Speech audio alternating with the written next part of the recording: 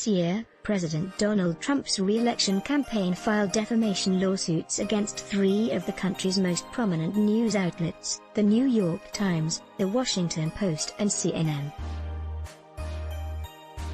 Then it filed another suit against a somewhat lower-profile news organization, Northern Wisconsin's WJFW-TV, which serves the 134th largest market in the country. The Trump campaign sued the station over what it claims is a false and defamatory ad WJFW aired that showed Trump downplaying the threat of the coronavirus as a line tracking new COVID-19 infections ticks up and up on the screen.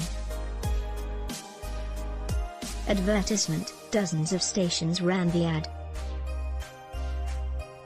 But the Trump campaign chose to sue just NBC affiliate WJFW, which is owned by a relatively small company that only has 2 other local TV stations, both in Bangor, Maine. The campaign did not initially sue the political organization that produced the ad. That group later joined the case as a defendant.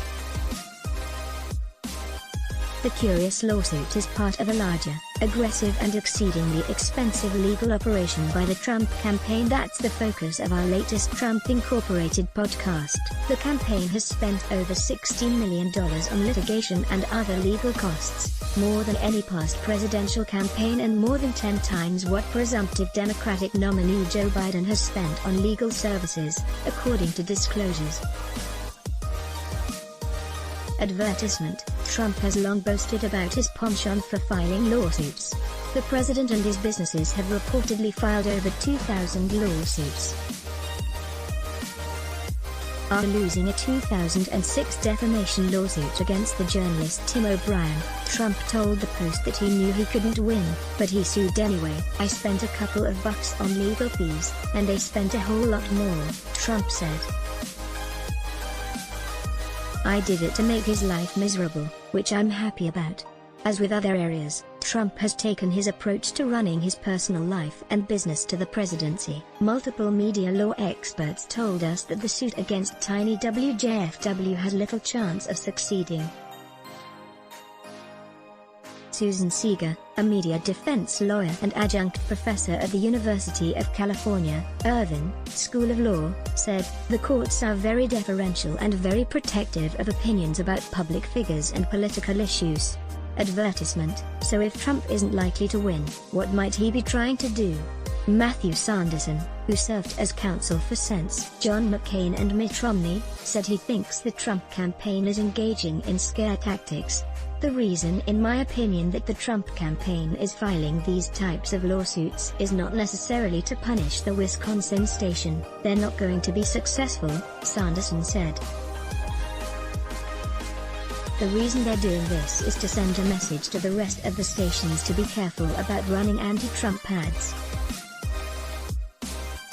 Advertisement: unlike many other states, Wisconsin doesn't have a law that makes complainants pay for defendants' legal costs. For defamation suit ends up being dismissed as frivolous. Seeger estimates that fighting a defamation lawsuit brought by a high-profile group like the Trump campaign could cost anywhere from $100,000 to $250,000, just to go through the process of getting it dismissed.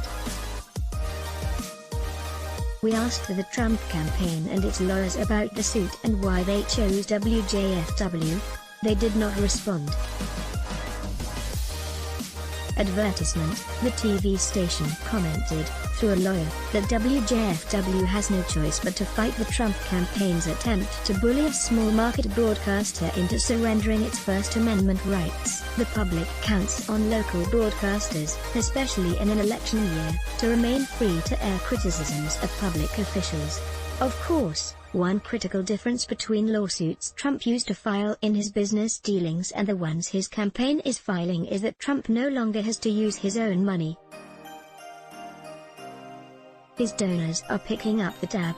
Trump's disclosures show his campaign has paid about $200,000 to the firm handling the Wisconsin case."